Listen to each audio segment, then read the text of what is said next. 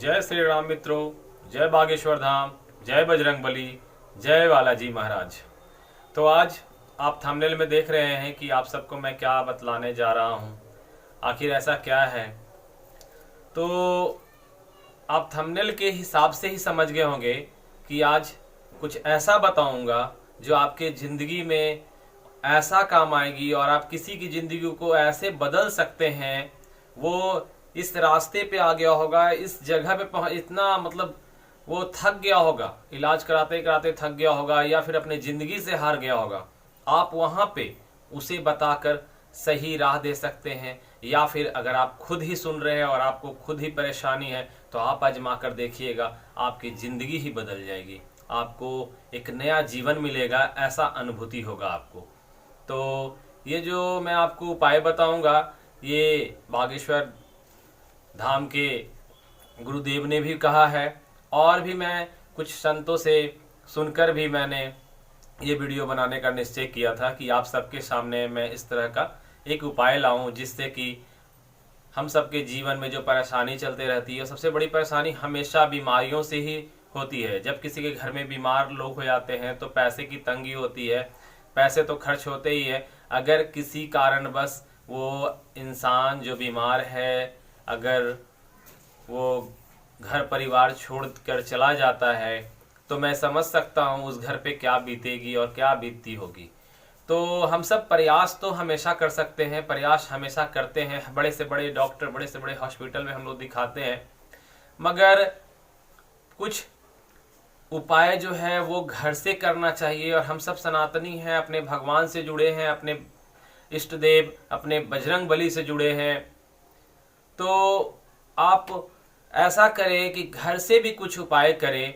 दवाई जो भी होती है वो आप चलाते रहें, दवा चलाते रहना है, लेकिन आपको भगवान के प्रति सजग होके उनसे अनुरोध करना है। उनसे प्राण देने वाले वो हैं, प्राण लेने वाले हैं वही हैं, तो प्राण उनसे छीन लेना है और उनसे इतना उनसे पूजा करना है, इतना उनकी आराधना करना है कि हम चाहे तो किसी भी तरह का अगर हम उनसे मांग चाहेंगे या हम उनसे किसी तरह का वरदान चाहेंगे तो सब कुछ पॉसिबल है।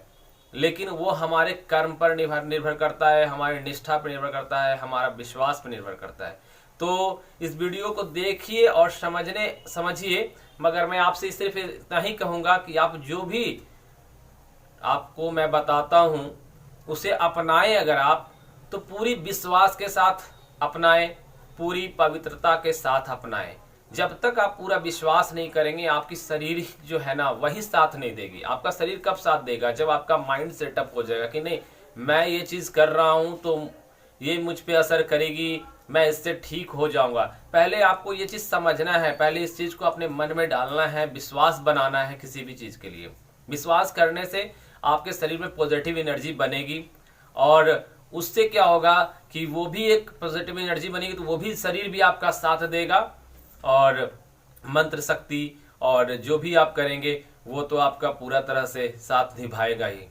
तो सबसे पहले मैं आपको कैंसर वाली भी बताया था कि बीमारी का भी इलाज है। तो कैंसर का इलाज जो है वो अब एक गुड न्यूज़ है। सबसे पहले गुड न्यूज़ सुन लीजिए कि बागेश्वर धाम में अब कैंसर का हॉस्पिटल भी बनने वाला है। बागेश्वर धाम के बागेश्वर सरकार गुरुदेव ने खुद अभी हाल में ही अनाउंस किया है, बताया है कि बागेश्वर धाम में कैंसर की बहुत बड़ी अस्पताल खुलेगी। वहाँ दवाई तो मिलेगी ही, साथ साथ में बागेश्वर धाम को बागेश्वर सरकार की दुआ भी रहेगी, आपको आशीर्वाद भी मिलेगा। तो दुआ और दवा दोनों वहाँ चलेगा, तो वहाँ लोग जो है जल्दी जल्दी ठीक हो जाएंगे।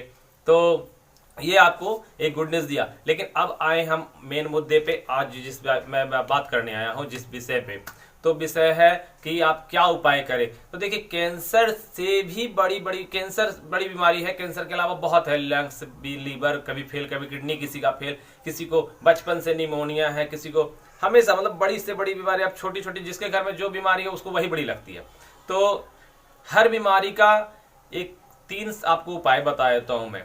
एक तो सबसे पहले आप सुबह सुबह अपने घर में एक नियम बना लीजिए कि प्रातः काल सुबह जब भी लोग उठे पूजा करना है अथवा नहीं करना है। पूजा तो सब कोई घर में नहीं करते। मैं समझ सकता हूँ कि हर लोग, आप अगर बागेश्वर धाम से जुड़े हैं तो आप पूजा करते हैं, लेकिन सब घर में सब कोई नहीं करते हैं। तो ऐसा अगर है तब भी आप एक नियम बनाएं कि सारे बच्चे को, बड़े को, सबको बतलाएं कि जिन बड़े हैं तो उनको, बड़े बुजुर्ग को तो ज़्यादातर घर में तबीयत खराब रहती है, तो उनको भी आप बतलाएं कि आपको कुछ नहीं करना है। बस सुबह सुबह जब भी उठे तो स्नान करने के बाद वो एक लोटा जो है वो जल, एक कलश, लोटा हमारे बिहार में बोला जाता है, मैं लोटा बोला लेकिन आप लोग कलश समझें। कलश जैसे ये देखिए हमारा पूजा रूम में कलश रखा हुआ है पूजा का, ये लोटा आपको रखना है। ये लोटा का मतलब समझ रहे हैं, ये कलश का मतलब तांबे का बर्तन होना चाहिए, पीतल स्टील का बर्तन नहीं यूज कीजिएगा, वो आपको हानि देगी, फायदा नहीं देगी। तो तांबे का बर्तन से ही सूर्य अर्घ देना चाहिए। प्रतिदिन आप तांबे के बर्तन से अगर सूर्य अर्घ देते हैं तो अर्घ आपको देने का नियम समझ लीजिए। अपने शरीर, जो अपने शरीर का जो मतलब शरीर का कहने का मतलब सर के 8 इंच ऊपर आपका हाथ होना चाहिए। हाथ जो है आपको, जैसे कलश पकड़े हुए तो कलश से आपका शरीर से 8 इंच ऊपर आपका हाथ होना चाहिए। और जब सूर्य का, जो आपका सूर्य जब उगे हुए सुबह सुबह सूर्य होते हैं ना, सूर्य उदय के वक्त ही आपको सूर्य अर्घ देना ज्यादा अच्छा माना जाता है। तो उस समय क्या करें कि 8 इंच ऊपर से अपने सूर्य अर्घ जब दे तो आप ध्यान रखें कि जो वो सूर्य, जो आपका लोटा है, जो कलश है, उससे जो जल निकल रहा है, जो जल नीचे की ओर आ रही है, वो आपके कपाल के बीच से एकदम आए, मतलब सर के बीच से नीचे की ओर जाते रहे। तो आपके हृदय रेखा से होते हुए, हृदय से होते हुए, आपके शरीर से होते हुए वो जो आपका जल है वो गुजरे। और वो जल से वैज्ञानिक भी मानते हैं कि वो जल से जब सूर्य की किरण टकराती है तो वहां से जो उसके बाद जो हमारे शरीर पे जो सूर्य का प्रभाव या किरण का जो प्रभाव पड़ता है वो बहुत ही ज़्यादा लाभदायक होता है। इससे बड़ी से बड़ी बीमारी जो है वो ठीक होती है। ये वैज्ञानिक शोध में भी मानते हैं। और हम लोग सनातन धर्मी इस तरह का काम हम लोग पूर्वज या हमारे दादा परदादा ये सब करके देख चुके हैं। उनकी आयु आप देखिए, उनकी आयु आप पूछिएगा अपने घर में, दादा परदादा का आयु 100 साल, कोई 150 साल, ये सब तो हम लोग जानते हैं।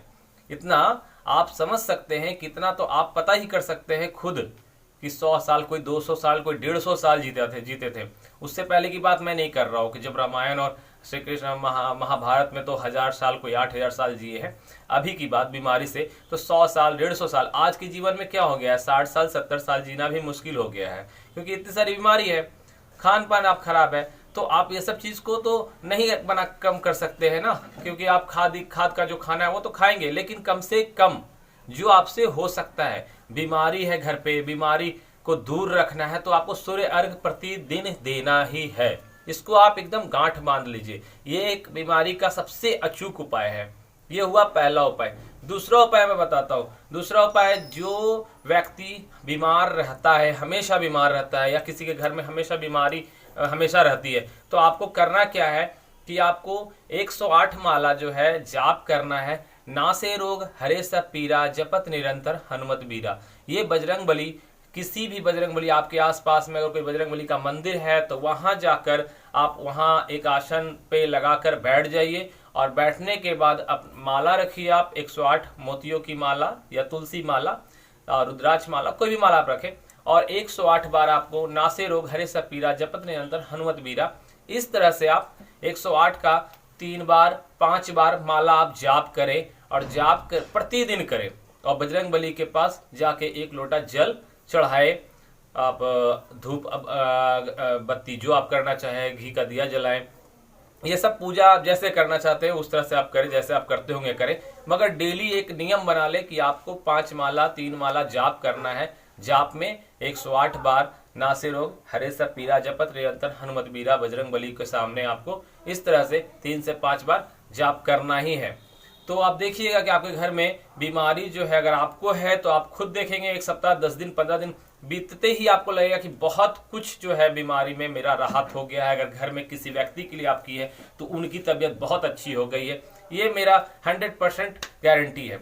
और बात रही आप जो बोल रहे हैं, अभी मैं अपने थंबनेल में भी दिया हूं कि कैंसर जैसी बीमारी, तो उसका उपाय क्या है, तो आपको सूर्य अर्घ तो देना ही है। और तीसरा उपाय आपके लिए, जो कैंसर वाली बीमारी, इस कैंसर से जो पीड़ित हैं, या फिर जिनकी बहुत ज़्यादा कष्टदायक बीमारी है, साल 2 साल 3 साल हो गया आज तक ठीक नहीं हो रहा है, या बेड पे पड़े हुए हैं और अभी भी मतलब इलाज में वो हैं, चलने उठने में बहुत परेशानी होती है, तो वो जो एकदम सिचुएशन उनका एकदम डेंजर पोजीशन पे पहुंचे हुए हैं, कहने का मतलब आप समझ सकते हैं कि बीमारी बहुत ज़्यादा उनको घेर रखी है, तब आप ये तीसरा उपाय आजमाएं और आप आजमा कर देखें।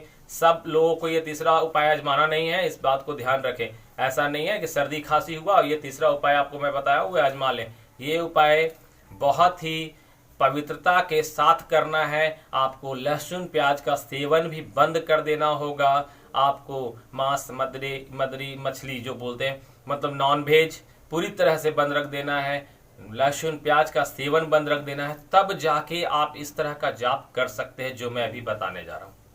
ये जाप आपको 100% ठीक करेगा ही। जिस व्यक्ति के लिए आप करेंगे या खुद करते हैं तो आपको एकदम 100% ठीक करेगा, मगर इस जाप के लिए आपको पवित्रता का पालन बहुत जरूरी है करना, वरना ये जाप करना ही बेकार है, आपको फायदा ना करके नुकसान हो जाएगा। तो समझिए, और ये जाप है ये गुरुदेव ने खुद बताया है, और इस जाप है, मंत्र सुनिए, ओम बागेश्वराय वीर वीराय हुम फट स्वाहा। इस तरह से आपको 108 बार जाप करना है, और सामने एक पीतल की अगर ग्लास हो तो उसमें जल रख लेना है, और आपको इतना बार 108 बार मतलब एक माला जाप करने के बाद उसमें फूंक डाल देना है, फूंक लेना है। और फूंकने के बाद जिस मरीज को आपको पिलाना हो, आपके घर में जो मरीज हैं या वो हॉस्पिटल में है या आपके घर में है, उसको ये जल जाके आपको पिला देना है। प्रतिदिन पिलाना है आपको।